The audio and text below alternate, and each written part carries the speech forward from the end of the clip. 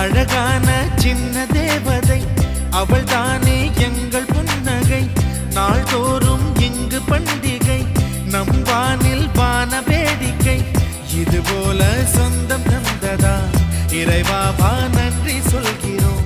உனக்கேதும் சோகம் தோன்றினால் இங்கே வா இன்பம் தருகிறோம். சரவெடி போல் சேர்ந்து நாம் சிரிக்கலாம்,